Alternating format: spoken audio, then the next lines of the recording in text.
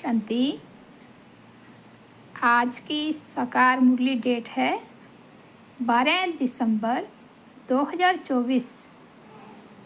आज की तारीख बहुत सुंदर है 12/12/24।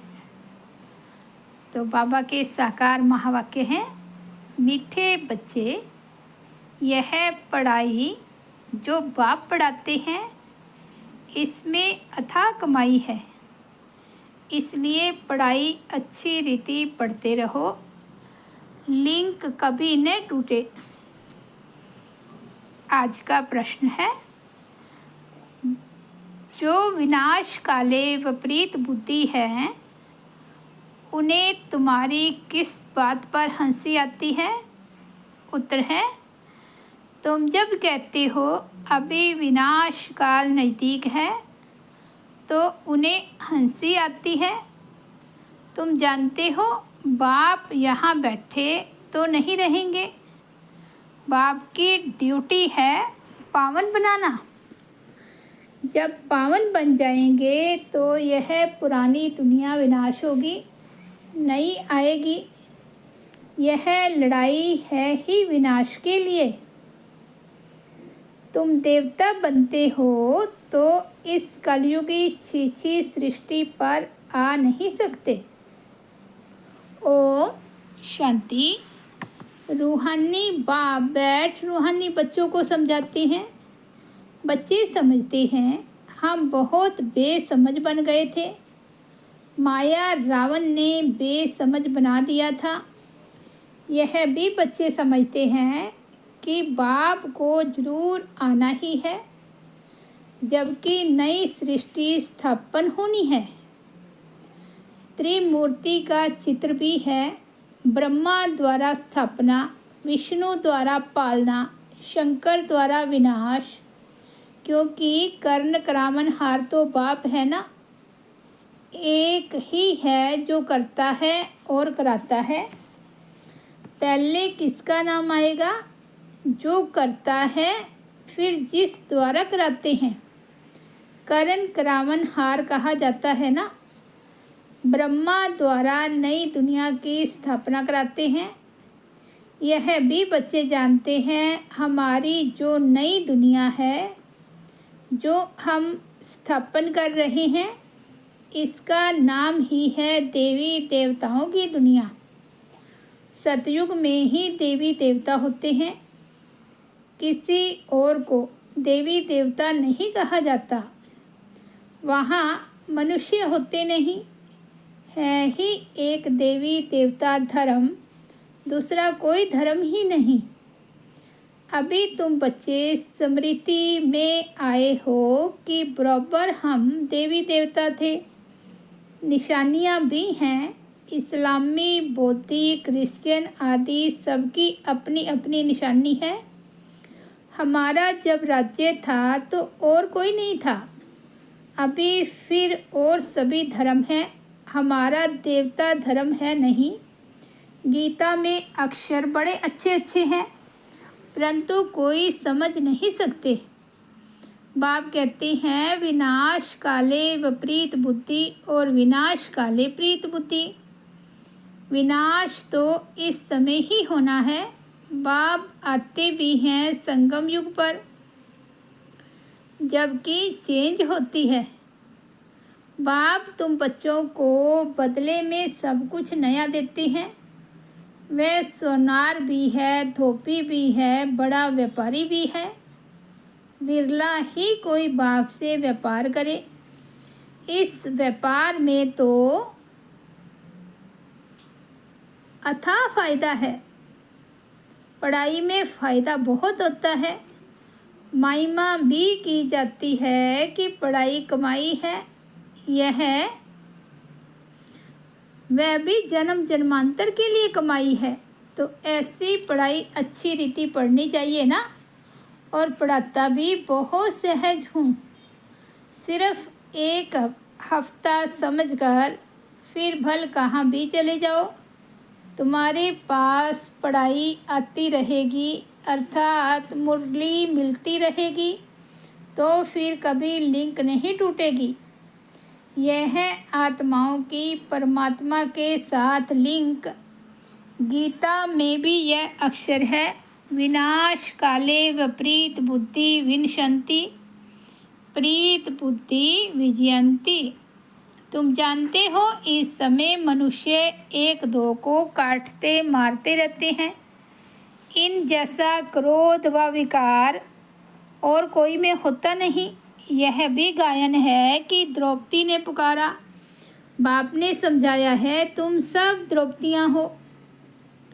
भगवानोवाच, बाप कहते हैं, बच्चे अब विकार में नहीं जाओ, मैं तुमको स्वर्ग में ले चलता हूँ।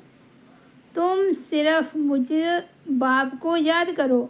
अब विनाश काल है ना, किसकी भी सुनते नहीं, लड़ते ही रहते हैं। कितना उनको कहते हैं शांत रहो, परंतु शांत रहते नहीं। अपने बच्चों आदि से बिछुड़कर लड़ाई के मैदान में जाते हैं। कितने मनुष्य मरते ही रहते हैं। मनुष्य की कोई वैल्यू नहीं। अगर वैल्यू है, महिमा है, तो इन देवी देवताओं की। अभी तुम यह बनने का पुरुषार्थ कर रहे हो। तुम्हारी महिमा वास्तव में इन देवताओं से भी जास्ती है। तुमको अभी बाप पढ़ा रहे हैं। कितनी ऊंच पढ़ाई है। पढ़ने वाले बहुत जन्मों के अंत में बिल्कुल ही तमो प्रधान हैं। मैं तो सदैव सतो प्रधान ही हूँ। बाप कहते हैं, मैं तुम बच्चों का ओबीडिएंट सर्वेंट बनकर आया हूँ। विचार करो, हम कितने छीछी बन गए थे। बाप ही हमको वाह वाह बनाते हैं। भगवान बैठ मनुष्यों को पढ़ाकर कितना ऊंच बनाते हैं। बाप खुद कहते हैं, मैं बहुत जन्मों के अंत में तुम सबको तमो प्रधान से सतो प्रधान बनाने आया हूँ। अभी तुमको पढ़ा रहा हूँ। बाप कहते हैं, मैंने तुमको स्वर्गवासी बनाया, फिर तुम नरकवासी कैसे बने? किसने बनाया? गायन भी है। विनाश काले विपरीत बुद्धि विनशंति प्रीत बुद्धि विजयंती। फिर जितना जितना प्रीत बुद्धि रहेंगे, अर्थात बहुत याद करेंगे, उतना तुम्हारा ही फायदा है। लड़ाई का मैदान है ना। कोई भी यह नहीं जानते हैं कि गीता में कौन सी युद्ध बताई है। उन्होंने तो फिर कौरवों और पांडवों की युद्ध दिखाई है। कौरव संप्रदाय पांडव संप्रदाय भी हैं, परंतु युद्ध तो कोई है नहीं। पांडव उनको कहा जाता है जो बाप को जानते हैं।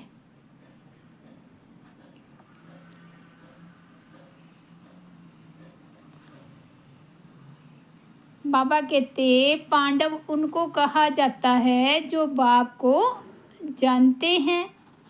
जो बाप को जानते ही नहीं तो उनको क्या कहेंगे? बाबा कहते, वो कौरव ठहरे। तुम्हारी अभी विनाश काले विपरीत बुद्धि विनशंति गायन है ना। प्रीत बुद्धि विजयंती। फिर जितना जितना प्रीत बुद्धि रहेंगे, अर्थात बहुत याद करेंगे, उतना तुम्हारा ही फायदा है। लड़ाई का मैदान है ना। कोई भी यह नहीं जानते कि गीता में कौन सी युद्ध बताई है।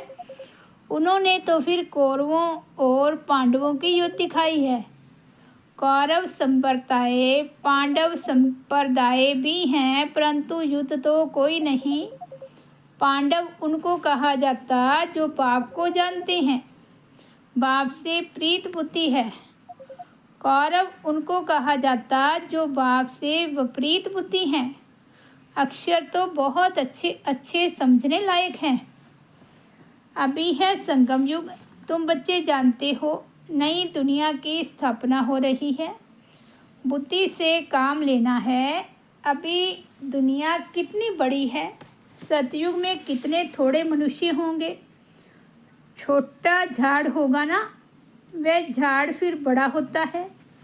मनुष्य सृष्टि रूपी यह उल्टा झाड़ कैसे है, यह भी कोई समझते नहीं है। इनको कल्प वृक्ष कहा जाता है। वृक्ष का नॉलेज भी चाहिए ना, और वृक्षों का नॉलेज तो बहुत बहुत इजी है, झट बता देंगे। इस वृक्ष का नॉलेज भी ऐसा इजी है, परंतु यह है ह्यूमन वृक्ष। मनुष्यों को अपने वृक्ष का पता ही नहीं पड़ता।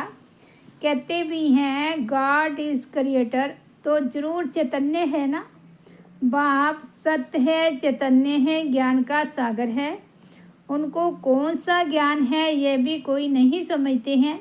बाप ही बीज रूप चैतन्य है, उनसे ही सारी रचना होती है। तो बाप बैठ समझाते हैं मनुष्यों को अपने झाड़ का पता नहीं है, और झाड़ों को तो अच्छी रीति जानते हैं। झाड़ का बीज अगर चैतन्य होता तो बतलाता ना, परंतु वह तो है जड़। तो अब तुम बच्चे ही रचता और रचना के राज को जानते हो। यह सत्य है, चैतन्य है, ज्ञान का सागर है। चैतन्य में तो बातचीत कर सकते हैं ना। मनुष्य का तन सबसे ऊंच अमूल्य गाया हुआ है, इसका मूल्य कथन नहीं कर सकते। बाप आकर आत्माओं को समझाते हैं, तुम रूप भी हो, बसंत भी हो। बाप है ज्ञान का सागर, उनसे तुमको रत्न मिलते हैं। यह ज्ञान रत्न है, जिन रत्नों से वह रत्न भी तुमको ढेर मिल जाते हैं। लक्ष्मी नारायण के पास देखो कितने रत्न हैं। हीरे जवाहरातों के महलों में रहते हैं। नाम ही है स्वर्ग, जिसके तुम मालिक बनने वाले हो। कोई गरीब को अचानक बड़ी लॉटरी मिलती है तो पागल हो जाते हैं ना। बाप भी कहते हैं तुमको विश्व की बादशाही मिलती है, तो माया कितना ऑपोजिशन करती है। तुमको आगे चल पता पड़ेगा कि माया कितने अच्छे अच्छे बच्चों को भी हप कर लेती है, एकदम खा लेती है। तुमने सर्प को देखा है, मेंढक को कैसे पकड़ता है, जैसे गज को ग्राह हप करते हैं। सर्प मेंढक को एकदम सारे का सारा हप कर लेता है। माया भी ऐसी है, बच्चों को जीते जी पकड़कर एकदम ख़त्म कर देती है। तो फिर कभी बाप का नाम भी नहीं लेते हैं। योग बल की ताकत तुम्हारे में बहुत कम है, सारा मदार योग बल पर है। जैसे सर्प मेंढक को हप करता है, तुम बच्चे भी सारी बादशाही को हप करते हो। सारे विश्व की बादशाही तुम सेकंड में ले लेंगे। बाप कितना सहज युक्ति बताते हैं, कोई हथियार आदि नहीं। बाप ज्ञान योग के अस्त्र शस्त्र देते हैं, उन्होंने फिर स्थूल हथियार आदि दे दिए हैं। तुम बच्चे इस समय कहते हो हम क्या से क्या बन गए थे।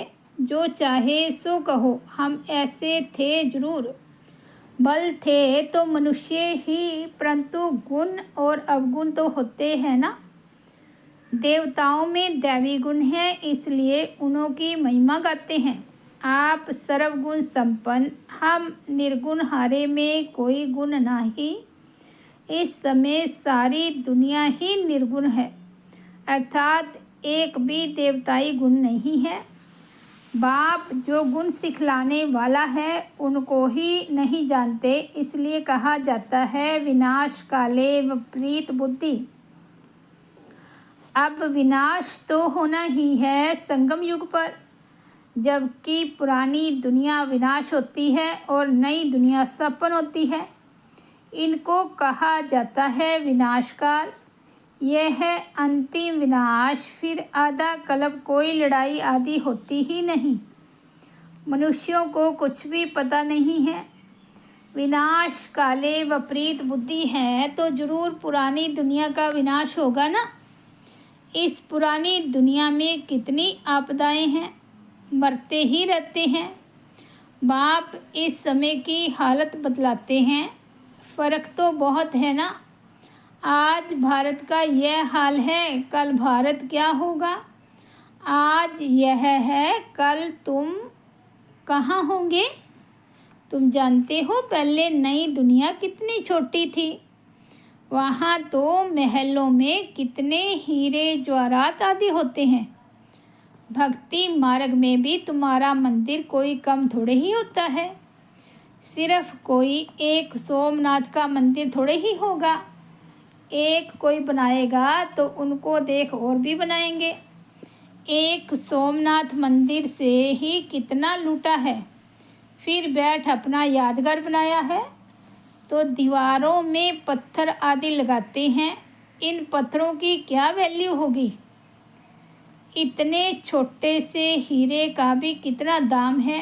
बाबा जौहरी था, एक रत्ती का हीरा होता था 90 रुपये रत्ती। अभी तो उसकी कीमत हज़ारों रुपया है, मिलते ही भी नहीं। बहुत वैल्यू बढ़ गई है। इस समय विलायत आदि तरफ धन बहुत है, परंतु सतयुग के आगे यह कुछ भी नहीं है। अब बाप कहते हैं विनाश काले विपरीत बुद्धि है। तुम जानते हो विनाश समीप है तो मनुष्य हंसते हैं। बाप कहते हैं मैं कितना समय बैठा रहूँगा, मुझे कोई यहाँ मज़ा आता है क्या। मैं तो ना सुखी ना दुखी होता हूँ। मेरे ऊपर ड्यूटी है पावन बनाने की। तुम यह थे, अब यह बन गए हो, फिर तुमको ऐसा ऊंच बनाता हूँ। तुम जानते हो हम फिर वह बनने वाले हैं। अब तुमको यह समझ आई है, हम इस दैवी घराने के भांति थे। रजाई थी, फिर ऐसे अपनी रजाई गवाई, फिर और आने लगे। अब यह चक्कर पूरा होता है। अभी तुम समझते हो लाखों वर्ष की तो बात ही नहीं। ये लड़ाई है ही विनाश की। उस तरफ तो बहुत आराम से मरेंगे, कोई तकलीफ नहीं होगी। हॉस्पिटल्स आदि ही नहीं होंगे। कौन बैठ सेवा करेंगे और रोएंगे। वहाँ तो ये रस्म ही नहीं। उन्हों की मौत सहज होती है, यहाँ तो दुखी होकर मरते हैं। क्योंकि तुमने सुख बहुत उठाया है तो दुख भी तुमको देखना है। खून की नदी यहाँ ही बहेगी। वे समझते हैं ये लड़ाई फिर शांत हो जाएगी, परंतु शांत तो होनी नहीं है। मिरवा मौत मुलूक का शिकार, तुम देवता बनते हो। फिर कलयुगी छीछी सृष्टि पर तो तुम आ नहीं सकते। गीता में भी है भगवानों विनाश भी देखो स्थापना भी देखो। साक्षात्कार हुआ ना। यह साक्षात्कार सब अंत में होंगे। फलाने फलाने यह बनते हैं। फिर उस समय रोएंगे, बहुत पछताएंगे, सजा खाएंगे, नसीब कूटेंगे, लेकिन कर क्या सकेंगे। यह तो 21 जन्मों की लॉटरी है। स्मृति तो आती है ना। साक्षात्कार बगैर किसको सजा नहीं मिल सकती। बाबा कहते साक्षात्कार बगैर किसको सजा नहीं मिल सकती। ट्रिब्यूनल बैठती है ना।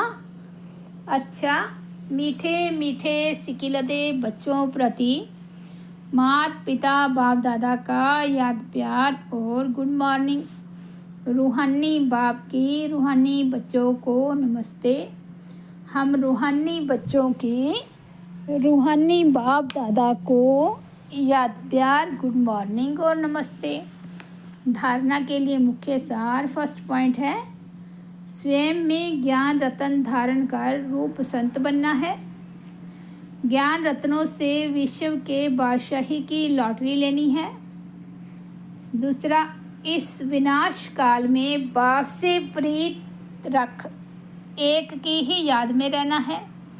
ऐसा कोई कर्म नहीं करना है जो अंत समय में पछताना पड़े या नसीब कूटना पड़े। आज का वरदान है, सतगुरु बाबा का वरदान है, सदा स्नेही बन, उड़ती कला का वरदान प्राप्त करने वाले निश्चित विजयी निश्चिंत भव।